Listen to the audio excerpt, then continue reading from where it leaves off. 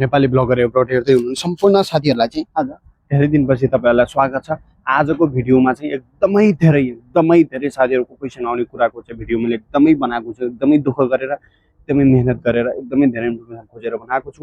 आजको भिडियोको main topic छ बुल्गेरियामा अहिले किन लेट काम भइरहेको छ, किनकि बुल्गेरियामा बन्द हुनै लागेको हो र काम नेपालीहरूलाई के बन्द हुनै लागेको हो र किन यस्तो भइरहेको छ। इन्डियनहरू त धेरै छिटो आइरहेछन्। यथावत कुराहरूको मैले भिडियो बनाएको छु। र अर्को कुरा, बुल्गेरियामा कतिसम्म लागत तिरेर तपाईँ नेपाल आउँदा के अरे नेपालबाट यहाँ आउँदाखेरि बेटर हुन्छ भन्ने कुरा पनि मैले भिडियो यसमा हालेको छु। र अर्को कुरा, मेन कुरा चाहिँ यहाँ बुल्गेरियामा तपाईँहरूले एजेन्टहरूले धेरै मलाई नेपाली साथीहरूले सोध्नु भएको कुरा चाहिँ यहाँ आइसकेपछि फसिरहनु भएको साथीहरूले यहाँ काम चेन्ज गर्न मिल्छ, ल जहाँ तँलाई यतिपछि म काम चेन्ज गराइदिन्छु, यस्तो यथावत कुराहरू चाहिँ तपाईँहरूलाई परिरहेको रहेछ। म यसको बारेमा चाहिँ मैले एकदमै धेरै इम्पोर्टेन्ट भिडियो बनाएको छु। बुल्गेरियामा आइसकेपछि काम चेन्ज गर्न मिल्छ कि नै, यथावत कुराहरूको चाहिँ मैले भिडियो यो भिडियो एकदमै इम्पोर्टेन्ट छ। सम्पूर्ण साथीहरूले फुल वाच गर्नु होला। नमस्कार, नेपाली ब्लगर एब्रोड हेरिरहनु भयो भने सम्पूर्ण नेपाली दाजुभाइ तथा दिदीबहिनीहरू, मेरा सम्पूर्ण प्यारा साथीहरूलाई चाहिँ welcome to Nepali blogger abroad. Nepali blogger एब्रोडमा चाहिँ तपाईँहरूलाई धेरै दिनपछि चाहिँ एकदमै स्वागत छ। नेपाली ब्लगर एब्रोडले तपाईँहरूलाई एकदमै भिडियो बनाउन थालेको 3 वर्ष लगभग कम्प्लिट हुन थालेको छ साथीहरू।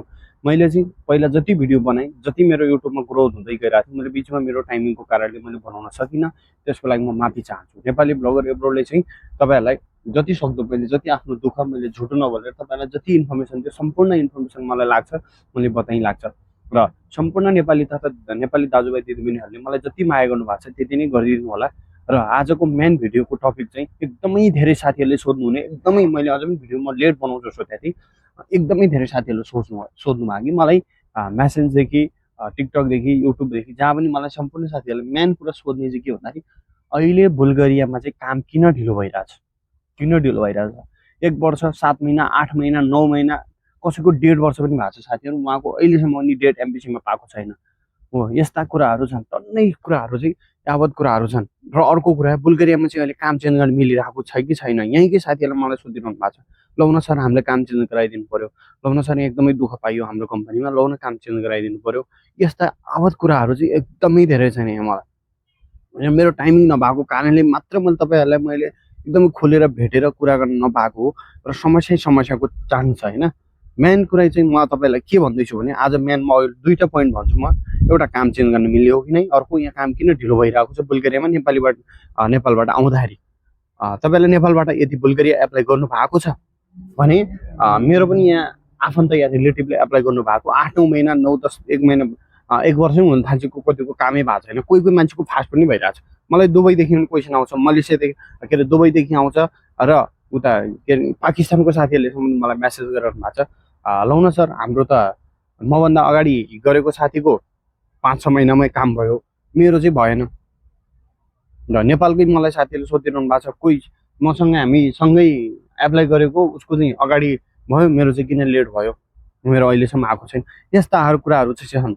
मेन कुरा चाहिँ अहिले के हो भन्दाखेरि बुल्गेरियामा लेट हुनुको मेन कुरा चाहिँ बुल्गेरिया अहिले सेन्जेन एरियामा छ। तपाईँहरूलाई पनि थाहा छ, बुल्गेरिया सेन्जेनमा आएको लगभग 2 वर्ष भइसक्यो होइन। अहिले चाहिँ फुल्ली सेन्जेनमा छ, युरो चल्छ, हरेक कुराहरू यहाँ सेन्जेनमै छ। तपाईँहरू फ्री ट्राभल गर्न सक्नुहुन्छ तपाईँहरूको बिना भिजा या युरोपियन युनियनको तपाईँको बुल्गेरियाको टिआरसी कार्डले तपाईँ यहाँ युरोपभरिका सेन्जेन एरियाभरिको तपाईँ 3 महिनासम्म 90 दिनको भ्यालिडेटले तपाईँ जहाँ पनि बिना भिजा तपाईँ जान सक्नुहुन्छ, तपाईँको टिआरसी कार्ड छ भने हो। यस्ता फेसिलिटी चाहिँ छ बुल्गेरियामा हो। त्यही कारणले चाहिँ अहिले जस्तै पहिला तपाईँलाई पनि थाहा होला, रोमानिया, क्रोएसिया एकदमै खुकुलो थियो, पछि क्रोएसिया एकदमै टाइट हुँदै अहिले पोल्यान्ड त्यति खुल्ला थियो, तपाईँलाई थाहा नै होला। पहिला पोल्यान्ड पनि एकदमै धेरै मान्छेहरू आएर, बुल्गेरियामा अहिले तपाईँ हेर्नु भने म्याक्सिमम नेपालीहरू धेरै छन्। हेर्नु भने तपाईँले जहाँसुकै जानु नेपाली छन्। पहिला चाहिँ एकचोटि के हो भन्दाखेरि धमाधम सबै नेपालीहरू आउनुभयो, र अहिले धेरै वर्करहरू चाहिँ कम्पनीलाई पनि नचाहिने एउटा कारण त, कुनै कम्पनीलाई एकदम फास्ट चाहिने, कुनै कम्पनीलाई एकदम लेट चाहिने पनि हुन्छ। मेन अर्को कारण एम्बेसी एकदमै प्याक छ। अब इन्डियन एम्बेसीमा हाम्रो काम हुन्छ, के अरे बुल्गेरिया एम्बेसी हाम्रो इन्डियामा छ होइन, न्यू दिल्लीमा छ, नेपालमा छैन। नेपाल एम्बेसी पनि यहाँ बुल्गेरियामा छैन हो। त्यही कारणले चाहिँ एकदमै काम पनि ढिलो हुन्छ, नहुने होइन। तपाईँ जस्तै जुनसुकै ठाउँमा पनि आफ्नो जस्तै त्यहाँ मेन भित्रको एम्बेसीमा काम गर्ने इन्डियनहरू हुन्छन्, इन्डियनहरूले नै हाम्रो डेट सेटिङ गरिदिन्छन्। तिनीहरूले पहिला त हाम्रो देशको नागरिकहरूलाई अगाडि डेट निकाल्ने सेटिङहरू जति सकिन्छ उनलाई गर्न खोज्छन् होइन। त्यो कारणले मलाई लाग्छ, मैले जतिसम्म साथीहरूलाई भोगेँ त्यो कारणले पनि मलाई हो जस्तो कता कता मलाई लाग्छ है। मलाई लाग्छ पुरै चाहिँ नहुनसक्छ, मलाई कता कता चाहिँ त्यस्तो कुराहरू पनि लाग्छ आजभोलि। र अर्को कुरा चाहिँ सेन्जन एरियामा आइसकेपछि हरेक कुराहरू चाहिँ टाइट हुन्छ, एकदमै जथाभावी चाहिँ फ्याट मान्छे चाहिँ जतिसुकै वर्करहरू भट्टाबाट ल्याउन पनि मिल्दैन, लिमिटेसन हुन्छ। र सम्पूर्ण तपाईँहरूको कागजहरू चाहिँ एकदमै राम्रो हुनुपर्छ। जस्तै पुलिस डेटहरू तपाईँको पुलिसमा कुनै हुनु भएन, र तपाईँहरू एकदमै स्किल वर्करहरू हुनुहुन्छ, तपाईँमा एकदमै राम्रो तपाईँहरूको राम्रो ब्याकग्राउन्ड या राम्रो छ भने होइन, पुलिसमा कुनै क्राइमहरू त्यस्तो छैन भने तपाईँको यहाँ जुन काम गर्नुभएको छ त्यो कम्पनी एकदमै बेटर छ भने तपाईँहरूको काम फास्ट हुन्छ होइन। यहाँ कति साथीहरू सप्लायर कम्पनीमा नै आउनु भएको छ, सप्लायर कम्पनीको फटाफट लिइरहेछ। सप्लायर कम्पनीको यहाँ नाम लिँदिनँ म, त्यस्तो म भन्न पाइनँ। त एउटा सप्लायर कम्पनीहरू चाहिँ फटाफट मान्छे नेपालीहरू आइरहेछन्, तिनीहरू तर अहिले एप्लाई गरे होइन, 7 महिना 8 महिना अगाडि एप्लाई गरेका या 1 वर्ष अगाडि एप्लाई गरेका साथीहरू आइरहनु भएको छ बुल्गेरियामा। बुल्गेरियामा म्याक्सिमम् तपाईँ नेपाली यहाँ भएको फरेनरमा सबैभन्दा बढी चाहिँ नेपालीहरू छन्। मैले यहाँ एकजना हाम्रो इमिग्रेसन काम गर्ने सरलाई सोधेँ, सबैभन्दा धेरै चाहिँ नेपालीहरू छन् है यहाँ, त्यसपछि इन्डियन होला। त्यस कारण नेपालीहरू एकदमै तपाईँ यहाँ हिँड्नुहोस्, जहाँ हेर्नुहोस् नेपाली नेपाली नेपाली नेपाली हुनुहुन्छ। र कति साथीहरू बस्नु भएको छ, कति साथीहरू मुभ हुनु भएको छ, अनि त्यो आफ्नो चोइस हो। र तपाईँहरूको जस्तै यहाँ कम्पनी मैले भने, अब अर्को कुरा चाहिँ के भन्दा तपाईँको एउटा कुरो यो भिडियो हेर्नु होला कोही न कोही साथीहरूले मलाई क्वेसन गर्नुभएको थियो। एकजनाले मेरो साथीको चाहिँ फास्ट भयो, सँगै एप्लाई गरेको मेरो लेट भयो। त्यो चाहिँ कस्तो हुन्छ लक्की पनि हुन्छ कि, एउटा लक हुँदो रहेछ कि मान्छेको।